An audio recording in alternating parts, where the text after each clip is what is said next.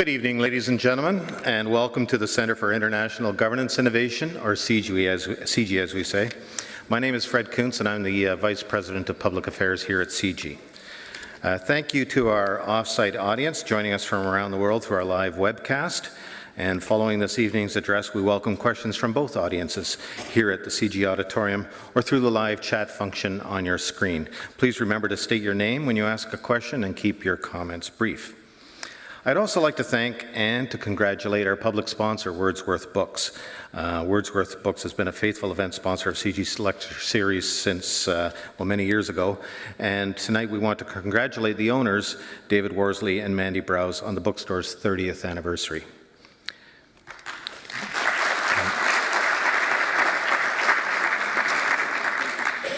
Change, transition, brings about sometimes a new sense of normal. Whether discussing the transition from one life stage to another or the introduction of a new political leader, every transition we experience in life challenges us to adjust to a new kind of normal. Since the financial crisis of 2008, the international economy has been in a state of transition. The change has brought about a new normal, a new old normal. Tonight, the president of the Peterson Institute of International Economics, Adam Posen, will discuss the characteristics of this old and new normal.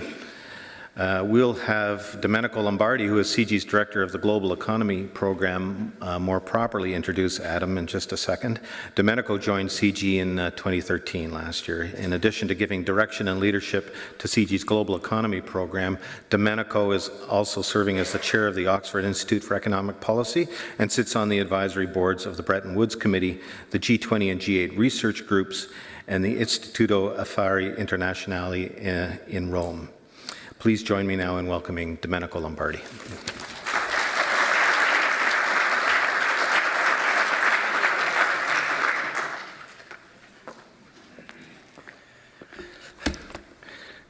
Good evening.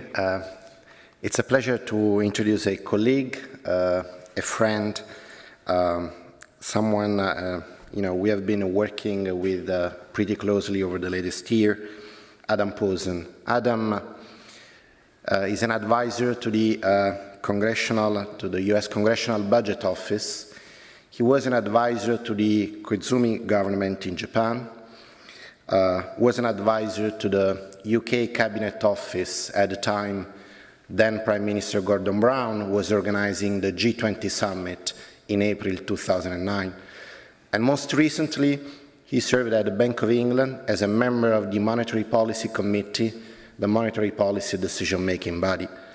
But most importantly, Adam is the president of the Peterson Institute for International Economics, one of the leading think tanks in the world, and really a think tank with which we are very delighted to be partnering.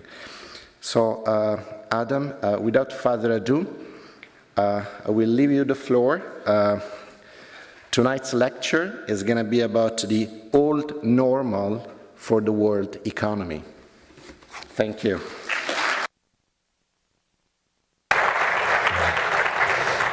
Thank you, Domenico. Thank you, Fred. Thank you all for coming out. As is often the case when I'm speaking, I have to ask myself what sorts of people take themselves on a weeknight to go hear a lecture about macroeconomics by a foreigner. You people, and I'm glad you're here.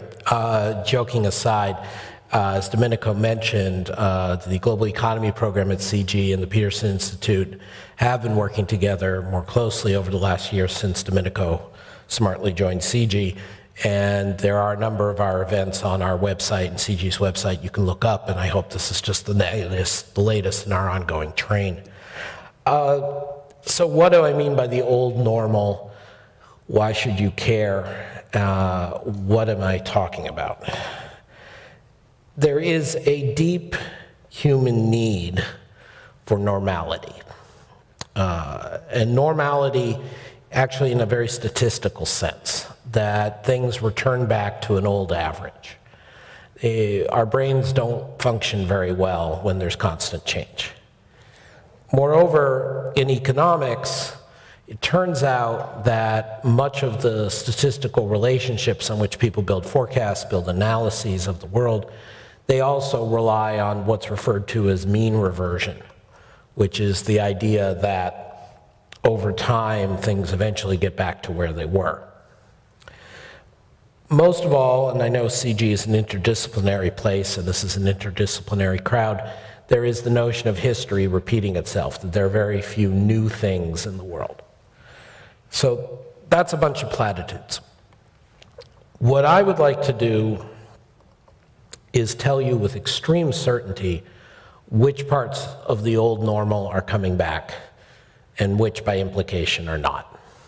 And then you can go forth with this greater understanding of the world and make money betting against hedge funds, lobby your governments, demand action from your local officials, or write the bestseller I never got around to writing.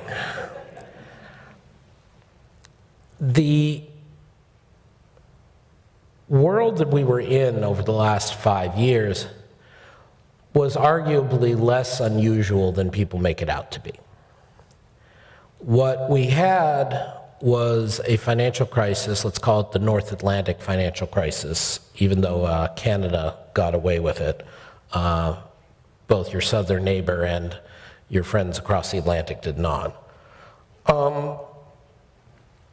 It actually looked a lot like other financial crises.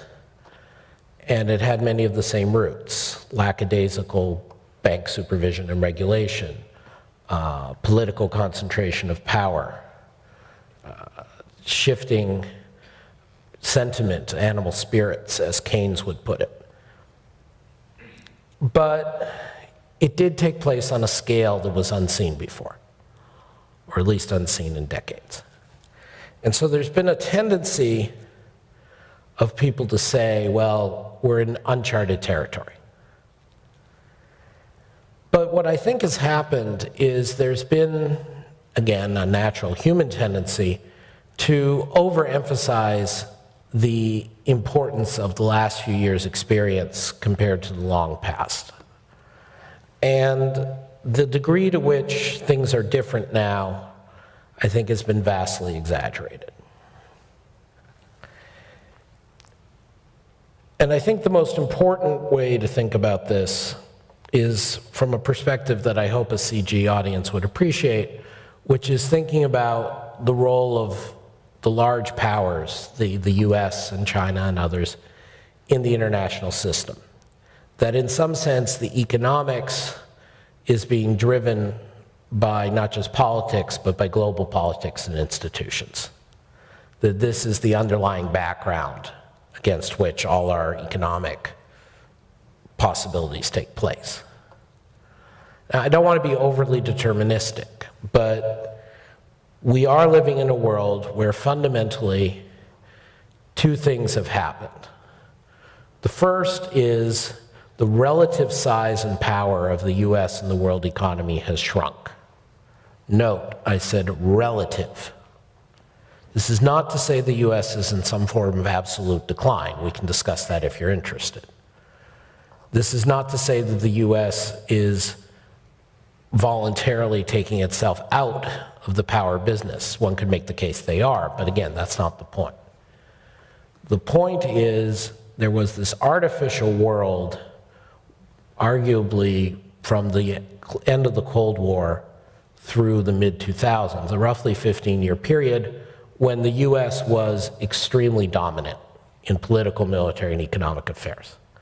And this was an unsustainable position. Various mistakes made by US officials, various strategies pursued by others around the world may have accelerated this, may have determined the path, but the idea that the US would remain such a large share of world GDP, such a large share of world finance, such a large share of world intellectual content, such a large share of world decision-making was simply unsustainable. The second large institutional or geopolitical force I would note is that we're living in a world where technological acceleration seems to be waning. Now, many of you have probably, being well-read and well-versed, have heard versions of this before. Recently, Lawrence Summers has relabeled this secular stagnation. The distinguished economist at Northwestern, Robert Gordon, has done a bunch of work on this. Peter Thiel, who's a famous technology investor, has spoken about the slowdown of technology. But again, the basic idea is periods where technological innovation is moving very, very fast at the frontier and the most advanced economies are actually relatively rare. There was the steam train, there was air conditioning, there was, with a multi-decade lag until we had the software and the size to utilize it, the transistor. And that's really about it in terms of economically transformative technologies. And so if you take these two characterizations of the world, which are open to argument, but I think a large majority of people would agree with, at least in part, that the US in relative terms has to shrink, and that we are probably in a period where technology will not be advancing at the frontier as fast as it did in the 1990s. Then a whole host of things come to the fore. And this is what I refer to as the old normal. This is a world in which, for one thing, the provision of public goods, global public goods, is likely to be more uncertain and less universal than it once was. What do I mean by global public goods? I mean such things as protecting the Straits of Malacca from pirates. I mean such things as provision of GPS to people who are not allies of the US. I mean such things as we're sadly seeing now, vaccinations against polio. These kinds of things that was cheap and in the seeming self-interest of the US, not necessarily directly to provide, but to encourage, or to at least, as someone was pointing out in a discussion earlier today, to punish those who didn't comply, that world is receding. I'm choosing the word receding consciously. It's not shattered, it's not disappeared, but it's receding. These are going to be spottier. And that means a world that's a little bumpier. A second piece that just comes out of these first two assumptions about US relative decline and technological slowdown is that you're going to see reduced enforcement of intellectual property rights around the world. Now, this is not, on balance, I think this is probably a negative, but there are people who will make serious arguments, and I know there are people in this town, this hotbed of technological innovation, who can make serious arguments about why excessive protection of intellectual property rights is a problem. You've got the so-called patent trolls who are out there who buy up concepts and make it very difficult for others to innovate. You also have the issue across the world that in India or Brazil doesn't get the kind of access to medicines that they might if there was less intellectual property right protection for the big pharmaceutical companies. This is actually, in economic terms, a very classic trade-off, that there's the more you protect property rights, intellectual property rights, the more the people who can innovate have an incentive to innovate, but also the less that those technologies diffuse around the world. And there's some optimal point between these. Of course, in real life, we never get to the optimal point. But what I'm trying to say is that we've been in a period where intellectual property right protection was pursued very vigorously by a very dominant US, partly in the interests of its own corporations, but nonetheless with some benefits. And we're moving to a period where that's going to be less the case. And that tends to reinforce the technological slowdown. A third point about the old normal is that in such a world where intellectual property rights are more porous, it's easier to copy, it's easier to steal, but also where the rate of technological advancement from the richest, most advanced countries slows down, is a world where catch-up is faster. In other words, there is something in economics called conditional convergence, which is the idea that if you're a country that has its basic act together, has property rights, not just intellectual property rights, but rule of law, property rights, some price stability, some peace and quiet, conditional on having that basic set of attributes, you will converge on the frontier. And the further away you are from the frontier, all else equal, the faster you'll catch up. This is the sort of think in your heads intuitively, this is the low-hanging fruit idea. This is, you know, Haiti, if God would let them ever get their act together, you know, it gets to start privatizing a few things, rationalizing a market, adopting some basic sanitation and infrastructure rules, et cetera.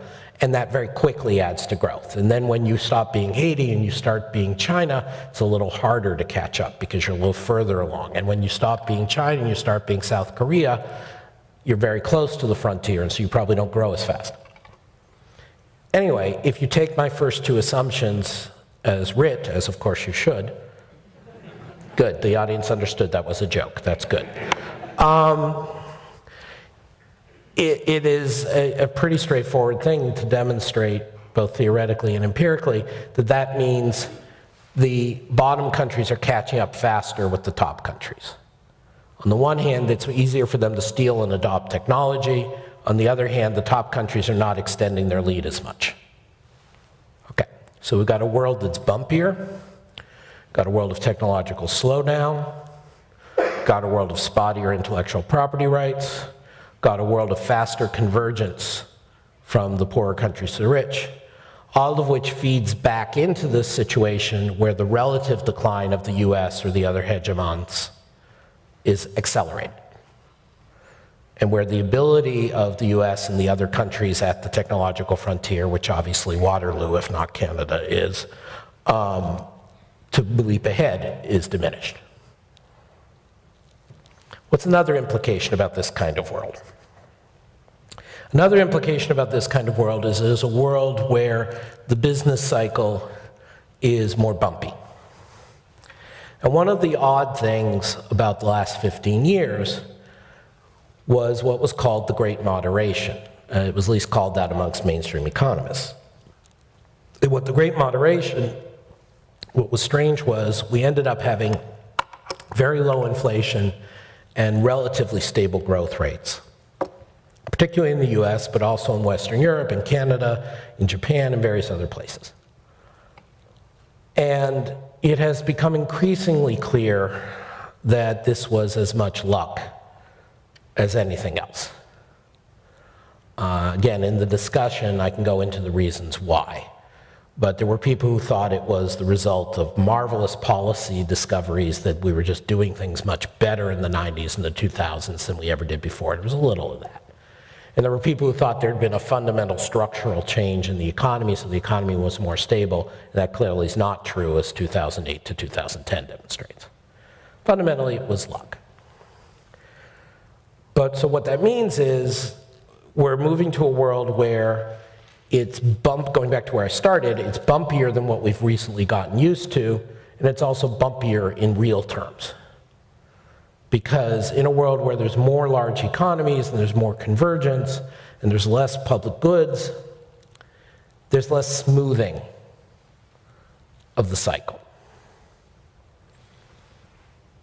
When the US was dominant, if the US, and I meant dominant in just sort of the sense, the immensity of it, not an aggressive posture, although at times, of course, there was.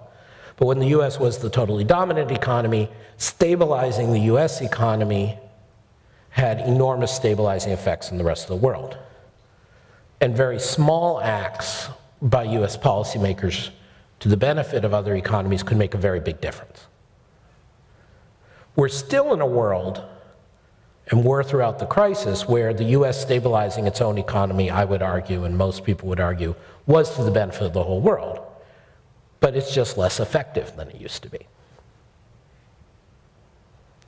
If you're Brazil now, to take an example, your relative size in the world economy has gone up significantly.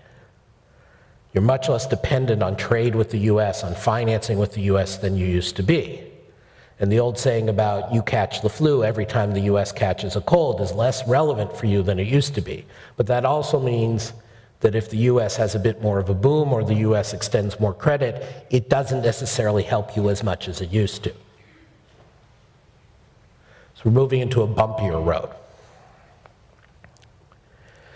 And these bumps, my next point, I think I'm on point 6. These bumps are going to take more and more the form of what economists call real shocks, not nominal shocks. In other words, they're going to be about growth rates, about the relative growth rates of different sectors, about swings in aggregate demand, about employment levels.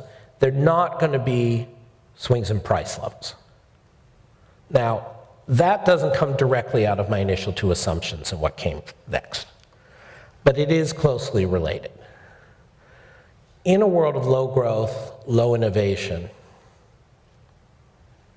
in a world where every economy is having more and more to self-insure against the vagaries of the world environment, which many countries are already doing,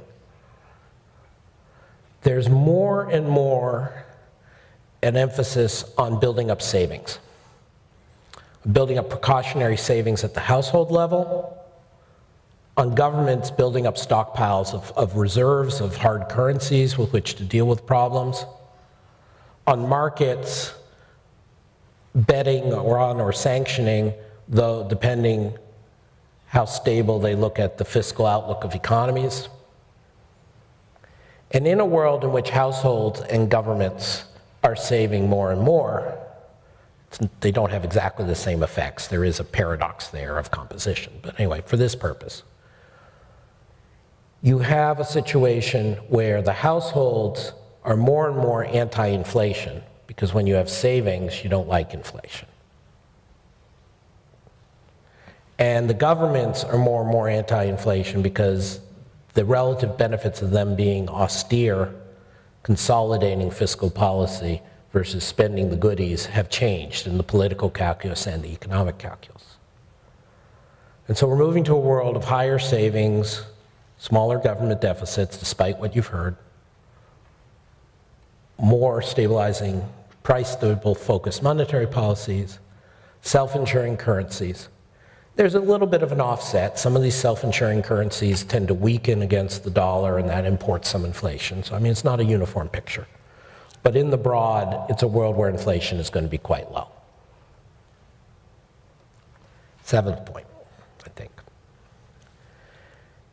If you take what I've accumulated here, it starts to help explain a phenomenon we're seeing right now that's both very troubling and somewhat puzzling. It's more troubling than it is puzzling. And that's that throughout the US, Canada, Europe, Japan, essentially the Western rich world, corporations are sitting on huge amounts of cash on their balance sheets and not investing. Now, the idea that you're a manager, you've seen a crisis, you've seen interruptions in your flow of credit, therefore you want to keep more cash on hand, that's pretty straightforward, makes sense. But the extent to which these companies are building up cash war chests and the willfulness with which they're refusing to spend this money to invest, even though we live in an environment now of very low interest rates, even though they've foregone investment a couple of years because of the financial crisis and there's stuff to catch up on. This, to me, makes more sense from the old normal worldview I'm giving you. Returns on technology are low. World is more uncertain.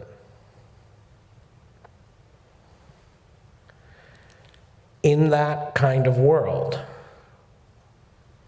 the incentive to invest is diminished on the part of corporations. Now, of course, you could say, well, this doesn't really matter because if the markets were functioning correctly, if the markets were functioning correctly, shareholders would force these corporations to disgorge their cash in the form of dividends or share buybacks or something. And that, I'm not going to try to tell you I have a grand unified theory of the world. I haven't yet figured out how to explain why that doesn't happen in terms of my theory. There are plenty of good reasons why you know why that doesn't happen. When I say good reasons, I mean persuasive reasons. I don't mean nice reasons. In particular, there's the fact that even such legendary institutional investors as Ontario Teachers' Pension Fund, which everybody professes to wish to follow, do not do a good job of forcing these companies to disgorge their cash. But I digress. In terms of my list of holy writ, the fact that corporations are going to be doing low investment for the foreseeable future is another piece of it. So this all sounds pretty depressing, I guess. And what I'd really like to tell you is it should only be mildly depressing. And it should only be mildly depressing for a few reasons. First, there is something to be said in world terms and human terms for the poor people of the world catching up with the rich very quickly. I don't mean necessarily at the expense of the rich. I actually don't mind that the US, on average, is richer than some other countries. But I do feel strongly that it's a good thing that approximately 1.3 billion people have come out of abject poverty, $1, $2 a day poverty over the last 20 years. And in the circumstances I'm talking about, this situation is likely to be maintained or accelerated. A second piece, going to some of the things that your colleagues here at CG work on, is from a governance perspective, it really is not necessarily an evil thing that the US does not have a completely dominant voice in various affairs. All else equal, I probably would prefer the US point of view in a lot of areas to that of the other countries likely to step in. I'm afraid in my scenario, I do not expect the glory days of Premier Trudeau running the world to come back anytime soon. I guess you didn't like that joke. But from a social justice, global governance point of view, if we are going to move towards more multilateral regimes and we are going to have more legitimacy in the world, it's okay for the US not to be the dominant player. The third way in which I would suggest that this is only mildly depressing is that, going back to where I started with sort of the high concept work, this is the normal. This is the sustainable state of the world. Now, I'm not Thomas Hobbes. I'm not going to tell you the state of nature leaves man solitary, poor, nasty, brutish, and short. Maybe short, but it's actually the life of man is solitary, poor, nasty, brutish, and short, but I digress again. But there is something to be said for a world that is not based on bubbles, on fantasy, on unrealistic expectations, on temporary excesses of power, and a world that will be knowable in contours for a sustained period. And that's what I think we're going to end up with. Now, I've gone 25 minutes. I'm supposed to go roughly 30. Let me take 5 minutes to link it to two other issues. First, as I'm sure everybody in this room is aware, there's been a little kerfuffle over inequality recently. And there's now a new famous book on inequality that has caught the moment. Without going into that particular book, it is this point of view that I'm telling you goes back to a very fundamental way you have to decide how you view the inequality issue. Do you view inequality as a within-country problem, a between-country problem, or a between-people problem? If it's between people, human beings on this earth, we are now in a more equal period than we've ever been, except for, say, the depth of the Middle Ages, and living standards are a little higher now. My colleague Surjit Bala, a distinguished Indian economist, made this point in a book for us about 10 years ago called Imagine There's No Country. And if you think about how many people in India, especially in China, but also in Eastern Europe and parts of Latin America, who are now effectively in the world's lower middle class. That is a convergence we have never seen before in the world. Now, does that get linked to the within-country inequality in, say, the US or Canada? Debatably. I honestly don't think so. I think the people who do think so make a very common mistake, which is they think of trade as one part of the world taking jobs from another, whereas trade should be thought of as technology. So again, I'm sure every lecturer who comes here makes some comment about the magic transformation of Waterloo and the magic transformation of the beautiful Seagram's, what was the Seagram's building, into the different kind of Seagram's building we now have. I mean, I can just say, my parents grew up in Toronto, and I told my mother I was coming up here to give a talk, and she's like, oh God, Kitchener, Waterloo, that was the truck farms. That was where we used to get the food, the fresh vegetables. And it's true. Trade is really the embodiment of technology. It's embodiment of technology change. And so, if there's anything to be a little depressed about in my story, it's this somewhat self-reinforcing, somewhat exogenous fact that we're going to be in a period of slower technological progress. I said fact, it's an assumption. It may be wrong. I'd be very glad if it were. Finally, some of you may have walked in here and heard my mellifluous tones and said, I thought I was getting a talk on the global economy. So let me just say one or two brief words about the global outlook. Everything I've talked about here is about the long term, but it is the long term that's already started now. None of this means that you can't still do a lot of harm with bad policies. None of this means that differences in how well you respond to the business cycle, both as individuals and businesses and as governments or societies, matter. It does matter. And we can see this across Western and Southern Europe right now. It matters how you choose to deal with this world of constrained growth and low inflation and slower, faster catch-up in some places, slower growth in others,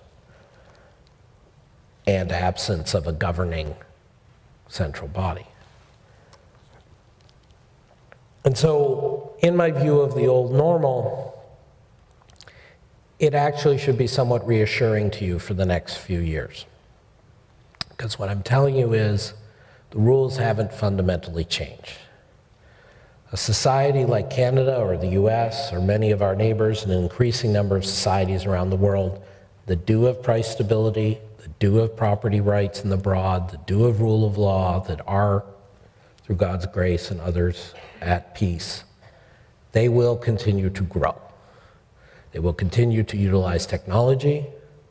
They will continue to trade. This is not a world where globalization falls apart. This is not the drama of 1913.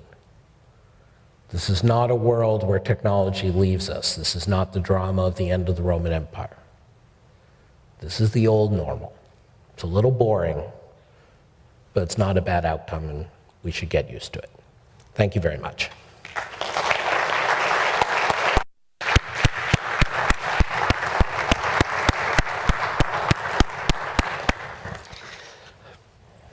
Thank you very much, Adam. You really covered a wide range of issues. What I would like to do is really to push you a little bit further on at least a couple of issues that we at CG are particularly interested in. So you said that essentially whatever scenario we are going to consider, the US share of global GDP, is going to shrink. So, in other words, we should embrace the idea of an increasingly multipolar world. If we look at the recent history of the world economy and the global governance arrangements, what we have seen is that the current framework of global governance arrangements, no matter how limited they are or well-functioning or malfunctioning they've been really set up under the driving force, under the impulse of the United States. And the Bretton Woods Conference, whose 70th anniversary is going to be in a few weeks, really, from now, wouldn't have happened had not been for the United States and other allied countries, including Canada, of course. Now, does that mean that we can think of a multipolar world as still providing, or maybe providing a better global governance infrastructure? Or, multipolar world essentially is going to imply increased fragmentation? Let me be a little bit more specific. So, again, what we have seen since the end of the Second World War is that, the US provided the political impetus, for instance, for the establishment of the International Monetary Fund. Right now, it's, the US is receding, is retreating from that. The US Congress has failed to approve IMF quota reform twice in a few weeks. And clearly, on the other hand, there are a number of emerging economies. They do want to strengthen, to set up or even strengthen regional financial arrangements to safeguard their trade flows, the stability of their own economies. And what is not clear at this stage is whether this regional financial architecture is going to evolve, for instance, in a way that is consistent with a global architecture centered on the IMF. So in other words, I think we should not take for granted that a multipolar world necessarily brings better global governance arrangements. And therefore, I would like to probe you a little bit on this issue, whether essentially this multipolar type of economy is going to be more beneficial, not just in terms of growth, but also in terms of the global governance infrastructures that we certainly all hope for. Okay. Thank you, Domenico, for trying to take my broad sweep and make it more practical. So let me say one thing in the general and then focus in on sort of the IMF issue that you and others here are working on. Excuse me. In the general, I think it is fair to make an analogy from our normal lives that sometimes by creating more legitimacy and inclusion in a process, you make the process less functional. And I don't think it is in any way an oversimplification to state that that's where we're moving towards. That we had a world, as you state, when the Bretton Woods institutions were set up 70 years ago, or even when the previous World Trade round was settled, the Uruguay round, that the US, with a few key partners and a little bit of arm twisting, could make things happen. And increasingly over time, you had to make side payments, like there was the trade-related intellectual properties deal with the Indians, which the Indians think wasn't to their advantage, it may not have been. But you increasingly had to make some side payments, but basically the big boss could get things done. And we're moving to a world where we are going to see more legitimacy and therefore more seats at the table, and more of the people who are at the table will actually speak and vote and do ideas, and there's going to be more debate and less is going to get done. And again, there are some things where I don't want to oversimplify, but I think in this case it's genuinely true. The G20 does not work as well as the G7, both because there's 20 people at the table or 20 interests at the table instead of 7, and because back in the day of the G7, the US just sort of pushed things, and in the G20 they can't. Now,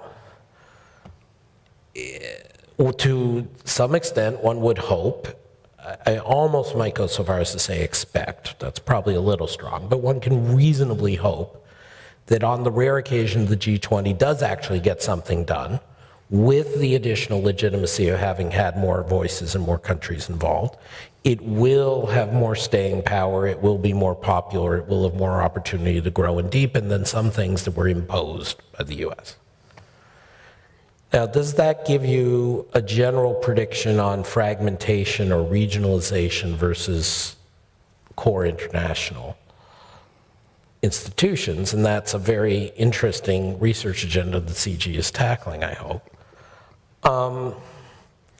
And I'm afraid the answer is it depends. It depends on the alignment of issues and views in a given area. So in world trade, we have the outcome that the WTO is basically seen as legitimate and is treated as legitimate in the very fundamental way that, again, with occasional exceptions, countries, including the US and China, will go to it and have their disputes adjudicated and have punishments meted out, or whatever you want to call it, penalties, and abide by them. Not always, but largely. You know, that's pretty big. And that's juxtaposed with the fact that there is no hope of a multilateral trade deal any time in the near future. So that's one example. In the area you mentioned, which is of course critically important, the IMF and regional financial arrangements and how that's going to go, you know, there is a legitimate question. I think there is more impetus to regionalization there in the direction that you were mentioning. This has been kicking around for a good 15 years, since the Asian financial crisis of the late 90s. I think given the way Europe has behaved in terms of regionalizing everything except the external costs of its crisis, you know, it's very hard now for the US or for anybody to say, well, Asia or Latin America can't take its own regional resources. The interesting questions are, does this kind of fragmentation lead to a worse outcome in that instead of having a global regime, you have a spotty regime in certain countries or regions are left out of it or underfunded?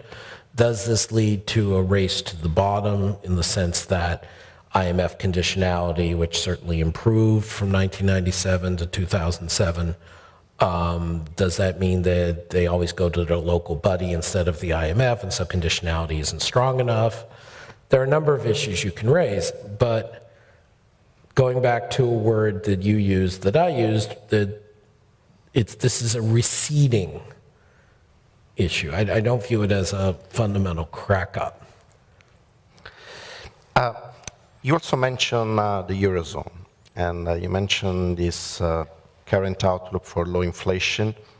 At CG, we have done some research trying to gauge the impact of low inflation on the debt dynamics of the economies under stress in the Eurozone. And what we have seen is that essentially, given the scenario of low inflation, assuming for simplicity inflation at 0 for the next 5 years, essentially we're not going to see any improvement in the debt sustainability of the peripheral economies. Peripheral including Spain, but especially Italy at 135% of debt to GDP ratio, Greece, and so on. So, and this is more of a sort of self-serving question. At CG, we work a lot on debt restructuring mechanisms, how to improve the international coordination on this policy agenda. So what do you think is going to be the end game for the Eurozone? You know, we see very low inflation it's going to be even more difficult to stabilize that dynamics. It's going to be even more difficult, the intra-Eurozone rebalancing. And, growth seems to be picking up, but marginally. So what is your scenario for, say, 5 years down the road for the Eurozone?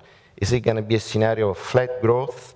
You were mentioning a broader scenario of slower growth in the world economy, and maybe the Eurozone can be growing even slower than that. Well, I think this is an example, Domenico, that illustrates what I was trying to say at the end, which is even if on average the rate of technological progress is slower, and therefore on average the growth rate at the frontier is slower, the kinds of policies you run, the kinds of governance you run does make a material difference to people's lives. This is a question of where you are versus that average. And I think you and I have both written on this, many colleagues here have written on this. I think the approach that the European Central Bank and the German government have taken in the euro area has imposed a lot of pain and a lot of wasted output and wasted person years of work for very little gain. And to the degree there was gain, it was about making sure that the bad loans that Northern European banks made to Southern European banks and Southern European projects, when they went bad, all the burden was on the Southern Europeans and none of it was on the Northern European lenders. So sort of picking up on where you began your question or your comment, debt restructuring, the reason I was concerned about debt restructuring in Europe isn't so much about even debt dynamics or about governance, it's about the fact that recovery would have been faster and more widely shared if the lenders had been forced to take part of the losses. We had an analogous debate in the US where mortgage lenders made all these terrible loans to a vast variety of people in various regions around the US, and there should have been efforts by the US government to do what were called cram downs and write downs, basically telling the lenders, don't lock in the people to having to pay the full written value of the debt, take a loss on part of it, and that will enable them better to resell the house, get work, make it sustainable. And that's what I think was the lost opportunity in Europe, and that loss is going to dwarf almost anything else that happens going forward. But so when you talk about governance and debt, I think we need a world where restructuring of debt, whether it's in the domestic scene, as in the US mortgage market, or the international scene, as in cross-border lending within the euro area, that restructuring has to be much easier, and the bias of governments has to be to force some more losses on the lenders. And this is similar to what I said about intellectual property rights. There's a trade-off. At some point, if you force all the losses on the lenders, then people will borrow recklessly and no one will lend. But if you force all the losses on the borrowers, you end up with the kind of stagnation we've seen, and it's unfair. So anyway, just to get us back to, you said, where's the euro area going to be? I have a colleague, Bill Klein, who you know, who did a book for us on European debt. He has an interesting method of trying to assess its sustainability. And we'll be releasing it in the next month or so. And he actually comes down more positively, more optimistically than you at CG do. That even under relatively pessimistic scenarios about growth and inflation, with the exception of Greece, the debt levels in Southern Europe are sustainable. It's going to be interesting to compare notes when... In a few years down the road, yes. But the bottom line is, where are we going to be in this new normal? I do think because of these things that they have done, Europe will be continuing to grow more slowly. It will undergo what I call robust stagnation, as far as the eye can see. And then, in your presentation, what I noticed was, your reference to the fact that we should be prepared for a more bumpy world economy or a more bumpy economic cycle. We should be prepared to accept more volatility in the international economic cycle.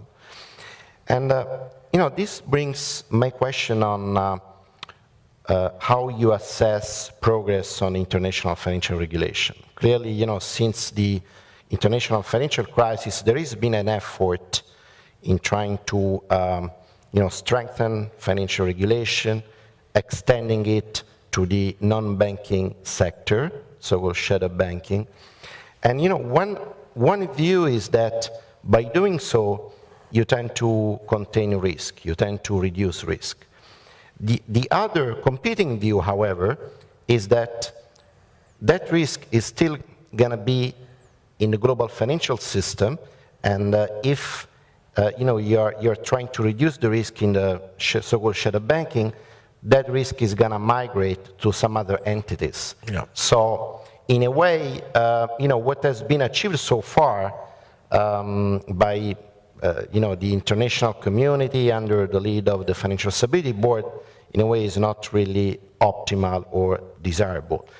And so, I would be interested in having your take on that. And, relatedly, again, another area where progress has been made under the lead of the Financial Stability Board has been on GSIFI, so-called Global Systemically Important Financial Institution. Again, some see this attempt to strengthen regulation on the GSIFI as a way to better manage systemic risk.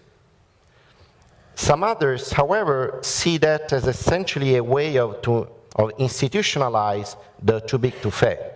So in other words, these are institutions that are so important, so critically important, that there's nothing we can do about, and we cannot impose on them the market discipline that we would otherwise impose. So I would be interested in getting your take, especially because the financial sector can act as a, should act in theory as a sort of stabilizing device. So in a way, on the one hand, it could reduce volatility, but on the other, could also amplify, exacerbate that volatility. So I would be interested, in getting your take on both the progress that the international community has achieved on international financial regulation, and how do you stand in terms of the specific initiatives? Well, again, let me, if you'll forgive me or you'll allow me, let me try and link it back to some of the themes we talked about and then get more specific. So when we sat down, I was talking about the idea that G20 is more difficult than G7, and it's more legitimate if you do it right, but you may not get a good outcome. You can have things that are run very top-down, command-oriented, and still get them wrong. Okay, so let's be very clear about that. That having the wrong analysis, the wrong ideology matters. And so, Governor of the Bank of England, Mark Carney, former Governor of the Bank of Canada, is currently running the FSB, which is the Financial Stability Board. The G20 set up a coalition of government negotiators and regulators to try to regulate the global financial system. And he and a few other people are running it as an extremely closed entity, extremely top-down driven with an accelerated agenda. Even some governments who are represented there don't feel they're being listened to, with the sincere belief on the part of Governor Carney and a few others that this is how you get things done, and it's important we don't have regulatory uncertainty hanging over us for a long time, and many of these other countries and other interest groups are just going to distract, and let's get it right. But the fact is they're getting it wrong, in my opinion.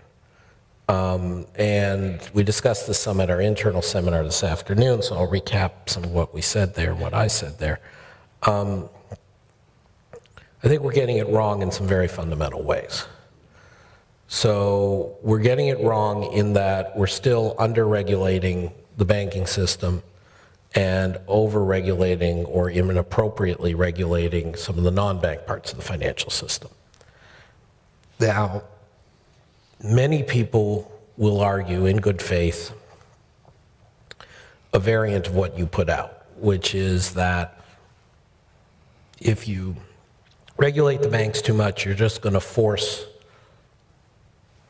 all the bad, risky behavior out into someplace else that's less regulated, into shadow banking, into whatever, and you'll be left with the same problem, even worse. And this is a bad outcome. And what I would argue is that here's a place where I think things are not quite that simple. This sort of runs, and this is a common fallacy in policymaking, I'll call it the toothpaste tube model. You have your partially used tube of toothpaste, and there's a lump of paste here you want to get out. And if you squeeze it here, it pops up here, and if you squeeze it here, it pops up here, and you squeeze it at different places, the lump of toothpaste just moves up and down the tube. And so people say, see, you can't get rid of that risk. However, it matters whether the bulge comes out here in the middle of the tube or where it comes out the end and goes in a 6-inch stream past your toothbrush. Putting it differently, it's not the same risk with the same effects if it's done by banks and done by non-banks. There is, I believe, good reason to think that when banks take bad risks, it's more harmful because of too big to fail arguments, because of deposit insurance, because of the inherently leveraged nature of their balance sheets, because of the inherently illiquid nature of their assets. And so even in the worst case scenario that we squeeze the toothpaste out of the tube, but the stuff gets spread out over here, it may not do that much harm over here in the insurance sector, in the hedge fund sector, in the commercial paper sector. It may not be great, but it actually is genuinely less harmful over there than over here. And so to me, I think they've got fundamentally the wrong approach. The other way in which I think the FSB and the current state of financial regulation is messing up is that, you raised earlier the issue of fragmentation, and financial fragmentation is a very serious issue. Fragmentation both in terms of the inability to move savings across asset classes and in terms of moving savings across countries, across borders. There is some happy medium between having capital move with breakneck speed everywhere at all times versus having each country dependent on what gets bottled up in their banking system at any given moment. And I think there are things that they could be more constructively doing under the heading of structural change, meaning deciding there are certain kinds of financing that are better than others, there are certain kinds of institutions that should exist, like for securitization of small business loans, that should be made to happen. And the FSB doesn't have that on its agenda at all. It's all about tweaking the incentives of existing players. And I view that as a mistake. Adam, I have one more question before we open up the debate, and we also have a number of online questions lining up. I'm familiar with one of the various books you wrote. In 1999, that's 15 years ago, you co-authored a book on monetary policy with the former Fed chairman, Ben Bernanke. I'm not going to summarize the book, but I think broadly speaking, this was an attempt to sort of depersonalize monetary policy. Mm-hmm. So first, I would like to ask you, do you think that Chairman Bernanke was successful in his tenure at the Fed in depersonalizing monetary policy? And more broadly, I would like to ask you, if you were to rewrite the book now, 15 years past, following the great financial crisis, how would you rewrite the books? How, what fundamental way you would essentially rewrite what you did 15 years ago? Well, you and CG will have a lot more fun when you invite Chairman Bernanke here and ask him about that. And you also get a much more excited crowd. No disrespect to you. I'm just saying, you guys are the easy crowd. You'll come to me. On the point about depersonalization, I mean, Ben Bernanke and our two co-authors, Thomas Laubach, Rick Mishkin, and I had very explicit discussions about the fact, when we were writing this, that we felt was too much power imbued in the individual of Alan Greenspan, and before that in the individual of Paul Volcker, and the Fed and other central banks really should be run by committees, and the committees should be powerful. And we were not alone in that. Pierre Siglos is in the audience, has done some work on this. Alan Blinder's done some work on this. There are a number of, Charles Goodhart, there are a number of people who've worked on this. That was one piece of our proposal. And I give, among the many things I think this world has to be thankful for about Chairman Bernanke's conduct of himself and the Fed while he was there during the crisis, was that he very, very consciously, not that I was talking with him while it was happening, but I talked with him before it happened. He very consciously made it so that other members of the committee could speak out more, both internally and externally. He very consciously worked hard to keep the opinions of other committee members as part of his decision-making process, and to have decisions that got more buy-in. Not unanimity, that's fine, more buy-in. And even though he made himself very available and personally accountable, he did not seek to confer on himself the kind of guru status that both Volcker and Greenspan may have had thrust upon them, but certainly enjoyed and exploited. And for this, I find him, among other reasons, I find him a very admirable public servant. It takes a lot of self-control to do that, and I think with the histories written, that will be a sub-theme, but it's a valuable sub-theme. In terms of our book and what I would have done differently, the book was actually a book called Inflation Targeting: Lessons from the International Experience. And for those of you who followed what went on with the Bank of Canada, which was one of the cases we studied, you're familiar with this concept. When we were writing, the Bank of Canada, the Bank of England, the Reserve Bank of Australia and Reserve Bank of New Zealand, of course, were this handful of countries that were pursuing what was then called inflation targeting. And we were advocating it both in general terms and specifically for the US, in part to depersonalize policy, but in part to come up with a system that was a little more rules-based, a little more counter-inflationary than the very discretionary system the Fed was running under, but not taking us back to the gold standard or something nutty. What would I do differently? There's a lot of technical things I would have argued differently, but I guess I would have made, I'll just route off quickly, 4 things I think we got wrong that I would reconsider. First, that we wrote as though we thought inflation targets could be moved over time, up and down, relatively easily, and that was a mistake. Inflation targets turn out to be like exchange rate targets. Once they're set, people are scared to move them because then it looks like you're sending a weird signal to the markets. And so the system was less flexible than it should have been. Second, in part over my objections, but I put my name on it, so I can't complain. We stipulated to, agreed with a lot of the received wisdom about macroeconomics that was dominant in the mid-90s, which included the assumption that the trade-off between output and inflation was very short-term and not very steep, or close to vertical Phillips curve is the technical term. That was wrong empirically at the time, but we chose not to fight that issue. Actually, I'm not sure anybody else would have chosen to fight that issue at the time. But that was a mistake.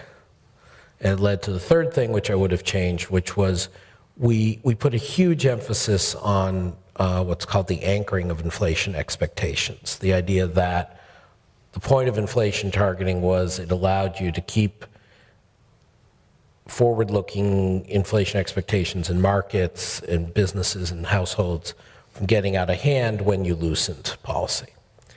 I think that core intuition is right, but I think we emphasized too much this forward-looking nature of inflation expectations rather than recognizing, as proved to be the case when I was at Bank of England, that the expectations are actually much more sticky and inertial than they should be. And then the final thing was we, by omission, joined a large share of the profession in not having the central bank explicitly take financial stability into account when setting its targets, and sorry, at one point that was closely related to that. I forget it. I apologize. But anyway, that we like, again, it doesn't absolve us because we were part of the profession, but we were with a lot of people and just making the mistake of having too narrow a conception of what the central bank should focus on. Very well. So what I would suggest is that we can take now questions from the audience. There are at least 2 mics on each side of the auditorium. If you do want to ask questions, please identify yourself. And we also have, as I said, a few online questions lined up. So who wants to break the ice? Well, why don't you start with the online, since I seem to have scared the poor people in the audience.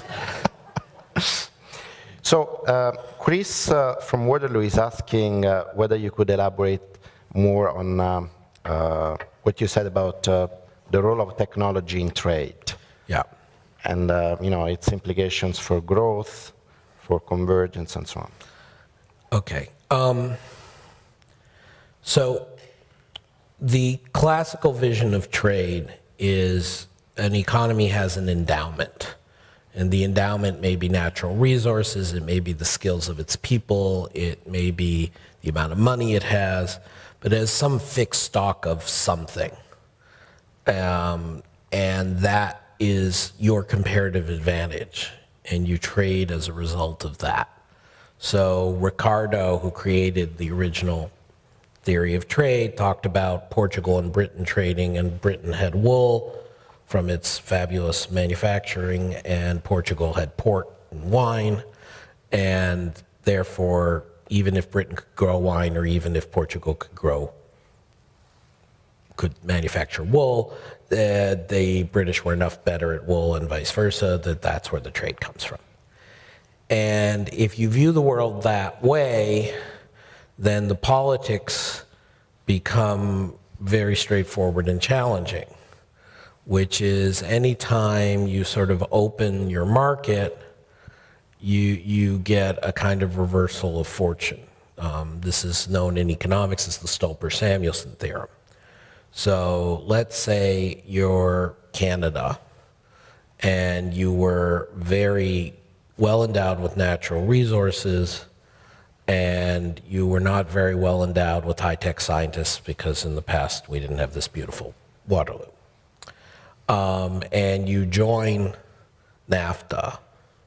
In this worldview, you end up having a very straightforward redistribution, which is U.S. is short of natural resources, so we bid up the value of your natural resources, which were relatively abundant in Canada and therefore cheap.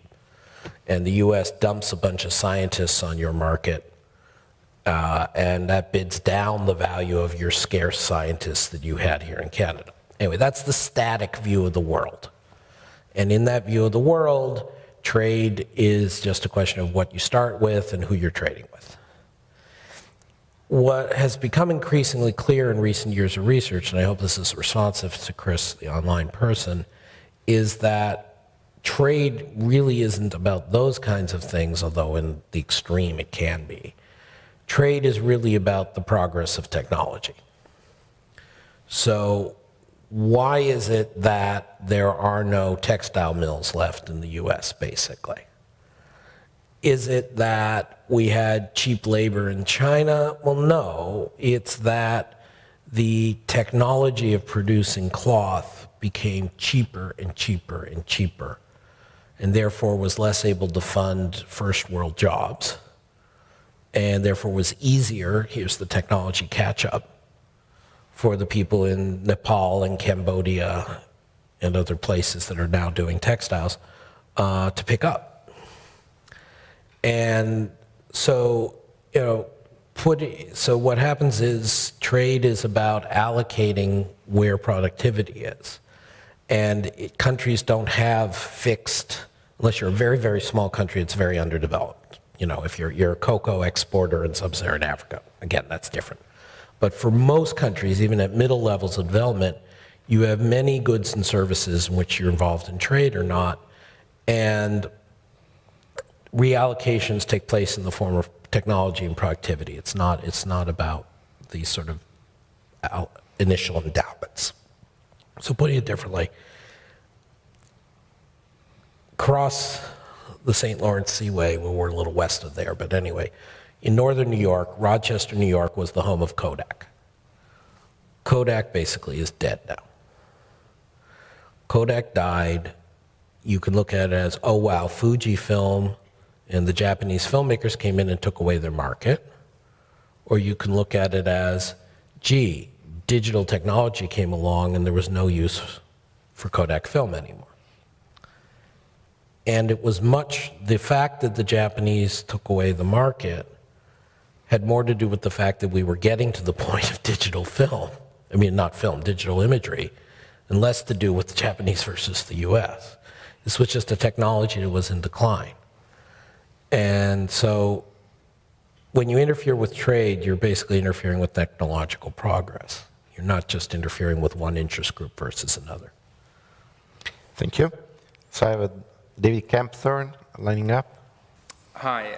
The story that you tell is one in which the US's gains from globalization is essentially decreasing over time, and therefore the global public goods that it and other leading economies will provide will also decline. So I guess as an economist it makes sense to assume that this would be the rational behavior of the US, but the question that I ask is there any way that we can gain political support for the provision of public goods even as the world becomes increasingly multipolar?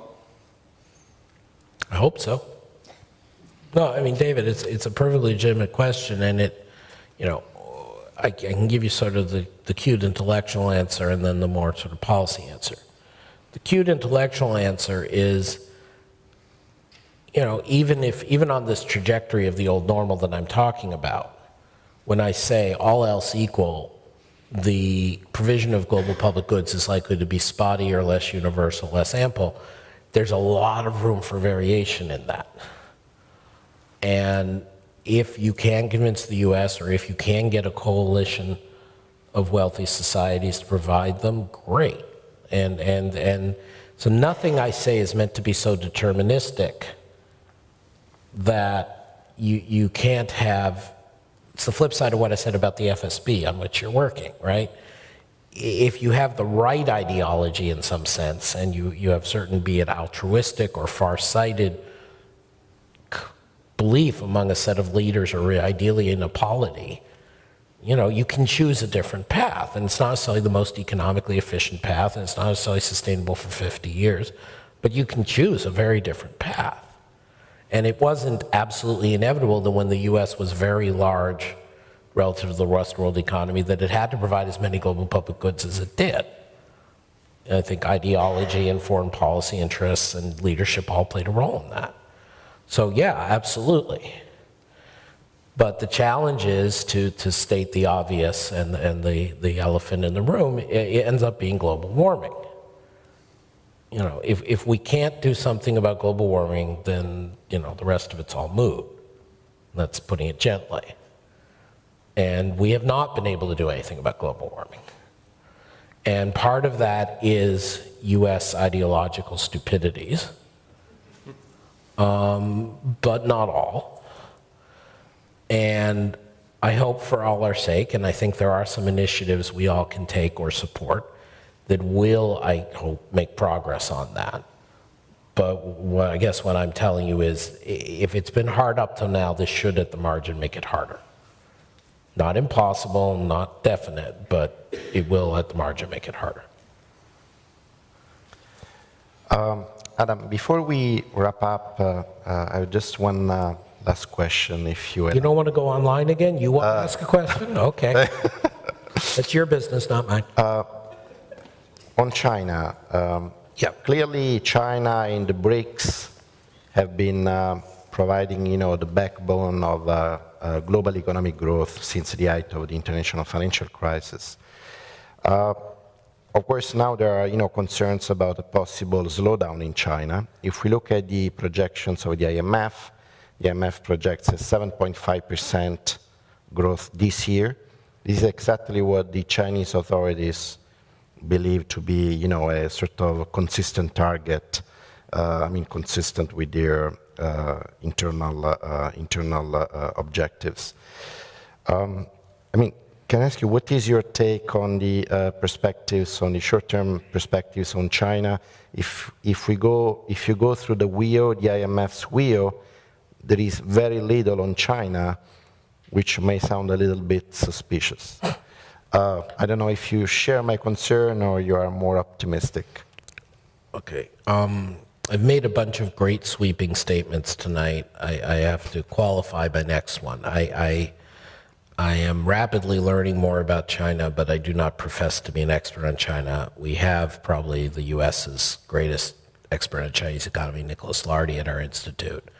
And I learned from him and others at the institute to work on this.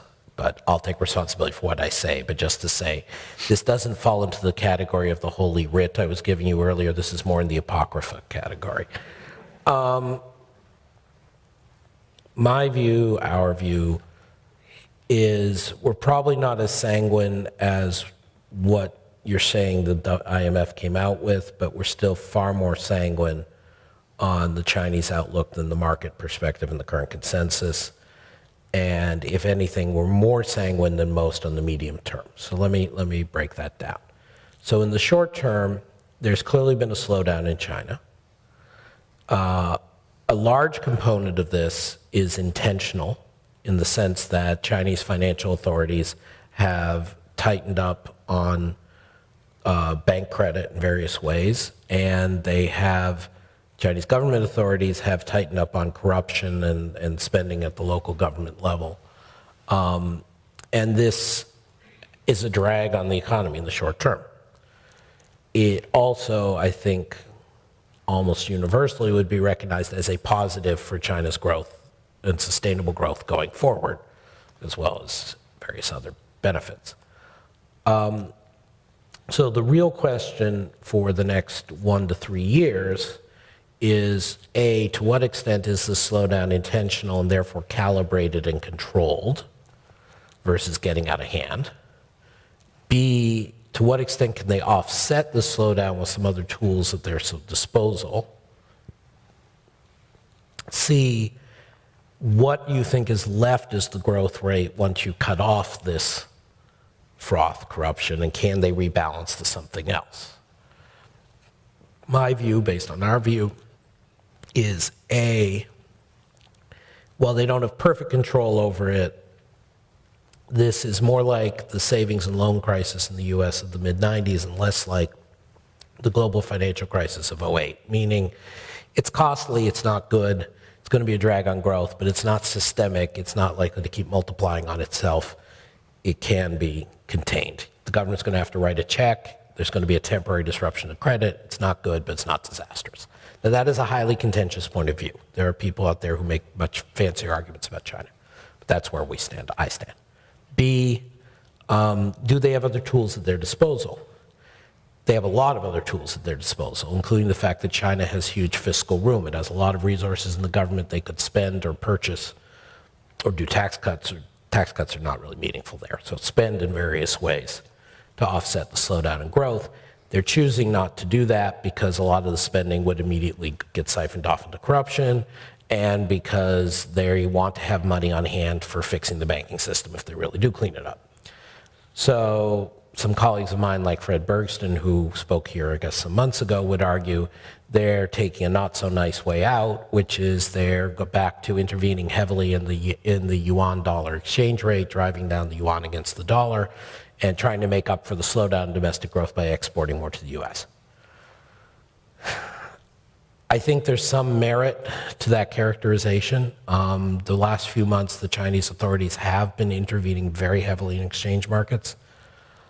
I'm not thrilled with that, but I'm not quite as concerned about that as some people because in the end, as I said before, for the US, to some extent, this is not great. They're shifting some of the burden on others, but ultimately stability of China and growth in China is more important to the world economy than if they have a breakdown. So then the third point was, what do we think is the underlying growth rate going forward if you cut off this corruption and overspending? We think, who the hell knows, and a lot of the numbers are made up, but to the extent that the numbers are meaningful, we think a China that does do these reforms can still sustain a growth rate of 7 to 8% going forward, which would be significantly slower than it was over the past 10 years, but is higher than a lot of other people's estimates. And a lot of reasoning behind that, but the short answer is, the short explanation is, A, we don't think there is such a thing as a middle income trap, and B, that we think there is precedent for rebalancing the economy to consumption and away from the overinvestment. It's doable. Going back to the spirit of my response to David, just because it's doable doesn't mean it's going to happen. It depends on the choices, it depends on the politics, but it's doable. Thank you. So on this positive note, we do have some further questions, but I think we're going to wrap up. Really, thank you for spending with us, half a day. Pleasure. Really, we appreciated it very much. And really, thank you for being with us today, Adam. No, thank you. Thank you all for coming. Thank you. Thank you, Adam. Thank you. Just have a seat for 1 second. We'll just wrap up. A few comments before we adjourn. First of all, I want to thank you, Adam, for your lecture this evening, and to Domenico for leading our discussion. Thank you, Adam, for being only mildly depressing, as you put it, and for pointing out that this return to the old normal of economic uncertainty and slower growth also has some good and reassuring qualities, including less inequality, and for countries that still believe in the rule of law and human rights and engage in global trade, some continuing growth and prosperity. So there were notes of optimism, and for all of your comments tonight and for Domenico's role, I thank you both.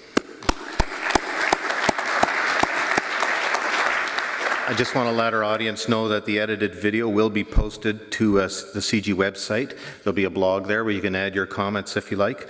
Our next event in the CG auditorium is coming up quickly.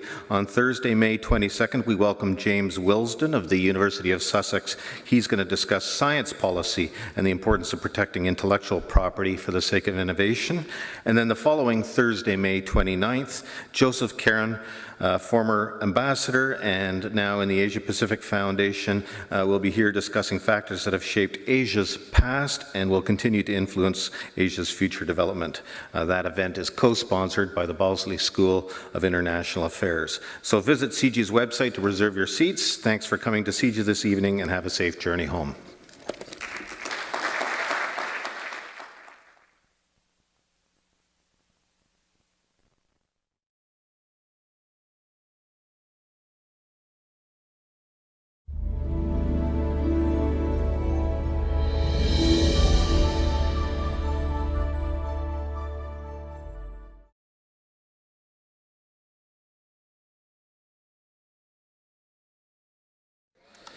Good evening, ladies and gentlemen, and welcome to the Centre for International Governance Innovation, or CG as we say. My name is Fred Kuntz, and I'm the Vice President of Public Affairs here at CG. Thank you to our off-site audience joining us from around the world through our live webcast. And following this evening's address, we welcome questions from both audiences here at the CG Auditorium or through the live chat function on your screen. Please remember to state your name when you ask a question and keep your comments brief. I'd also like to thank and to congratulate our public sponsor, Wordsworth Books. Wordsworth Books has been a faithful event sponsor of CG's lecture series since, many years ago. And tonight we want to congratulate the owners, David Worsley and Mandy Browse, on the bookstore's 30th anniversary.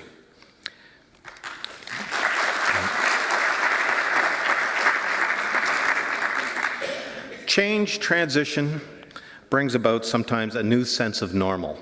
Whether discussing the transition from one life stage to another or the introduction of a new political leader, every transition we experience in life challenges us to adjust to a new kind of normal. Since the financial crisis of 2008, the international economy has been in a state of transition. The change has brought about a new normal, a new old normal. Tonight, the president of the Peterson Institute of International Economics, Adam Posen, will discuss the characteristics of this old and new normal. We'll have Domenico Lombardi, who is CG's Director of the Global Economy Program, more properly introduce Adam in just a second.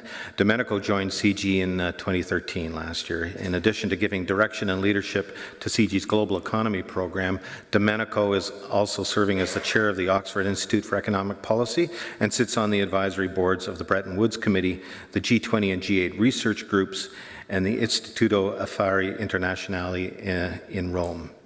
Please join me now in welcoming Domenico Lombardi. Spirits, as Keynes would put it. But it did take place on a scale that was unseen before, or at least unseen in decades. And so there's been a tendency of people to say, well, we're in uncharted territory. But what I think has happened is there's been, again, a natural human tendency to overemphasize the importance of the last few years' experience compared to the long past. And the degree to which things are different now, I think, has been vastly exaggerated. And I think the most important way to think about this is from a perspective that I hope a CG audience would appreciate, which is thinking about the role of the large powers, the US and China and others, in the international system. That in some sense, the economics is being driven by not just politics, but by global politics and institutions. That this is the underlying background against which all our economic possibilities take place. Now, I don't want to be overly deterministic, but we are living in a world where fundamentally two things have happened. The first is the relative size and power of the US and the world economy has shrunk. Note, I said relative. This is not to say the US is in some form of absolute decline. We can discuss that if you're interested. This is not to say that the US is voluntarily taking itself out of the power business. One could make the case they are, but again, that's not the point. The point is there was this artificial world, arguably from the end of the Cold War through the mid-2000s, a roughly 15-year period when the US was extremely dominant in political, military, and economic affairs. And this was an unsustainable position. Do you care? What am I talking about? There is a deep human need for normality. And normality, actually in a very statistical sense, that things return back to an old average. Our brains don't function very well when there's constant change. Moreover, in economics, it turns out that much of the statistical relationships on which people build forecasts, build analyses of the world, they also rely on what's referred to as mean reversion, which is the idea that over time things eventually get back to where they were. Most of all, and I know CG is an interdisciplinary place and this is an interdisciplinary crowd, there is the notion of history repeating itself, that there are very few new things in the world. So that's a bunch of platitudes. What I would like to do is tell you with extreme certainty which parts of the old normal are coming back and which by implication are not. And then you can go forth with this greater understanding of the world and make money betting against hedge funds, lobby your governments, demand action from your local officials, or write the bestseller I never got around to writing. The world that we were in over the last 5 years was arguably less unusual than people make it out to be. What we had was a financial crisis, let's call it the North Atlantic financial crisis, even though Canada got away with it. Both your southern neighbor and your friends across the Atlantic did not. it actually looked a lot like other financial crises. And it had many of the same roots: lackadaisical bank supervision and regulation, political concentration of power, shifting sentiment, various mistakes made by US officials, various strategies pursued by others around the world may have accelerated this, may have determined the path. But the idea that the US would remain such a large share of world GDP, such a large share of world finance, such a large share of world intellectual content, such a large share of world decision-making was simply unsustainable. The second large institutional or geopolitical force I would note is that we're living in a world where technological acceleration seems to be waning. Now, many of you have probably, being well-read and well-versed, have heard versions of this before. Recently, Lawrence Summers has relabeled this secular stagnation. The distinguished economist at Northwestern, Robert Gordon, has done a bunch of work on this. Peter Thiel, who's a famous technology investor, has spoken about the slowdown of technology. But again, the basic idea is periods where technological innovation is moving very, very fast at the frontier and the most advanced economies are actually relatively rare. There was the steam train, there was air conditioning, there was, with a multi-decade lag until we had the software and the size to utilize it, the transistor. And that's really about it in terms of economically transformative technologies. And so if you take these two characterizations of the world, which are open to argument, but I think a large majority of people would agree with, at least in part, that the US in relative terms has to shrink, and that we are probably in a period where technology will not be advancing at the frontier as fast as it did in the 1990s. Then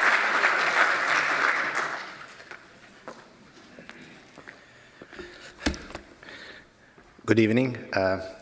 It's a pleasure to introduce a colleague, a friend, someone we have been working with pretty closely over the latest year, Adam Posen. Adam is an advisor to the US Congressional Budget Office. He was an advisor to the Koizumi government in Japan, was an advisor to the UK Cabinet Office at the time. Then Prime Minister Gordon Brown was organizing the G20 summit in April 2009. And most recently, he served at the Bank of England as a member of the Monetary Policy Committee, the monetary policy decision-making body. But most importantly, Adam is the president of the Peterson Institute for International Economics, one of the leading think tanks in the world, and really a think tank with which we are very delighted to be partnering. So, Adam, without further ado, I will leave you the floor. Tonight's lecture is going to be about the old normal for the world economy. Thank you.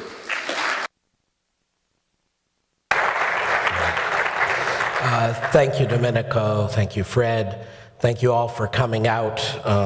As is often the case when I'm speaking, I have to ask myself what sorts of people take themselves on a weeknight to go hear a lecture about macroeconomics by a foreigner. You people. And I'm glad you're here. Joking aside, as Domenico mentioned, the Global Economy Program at CG and the Peterson Institute have been working together more closely over the last year since Domenico smartly joined CG. And there are a number of our events on our website and CG's website you can look up, and I hope this is just the latest in our ongoing train. So what do I mean by the old normal? Why should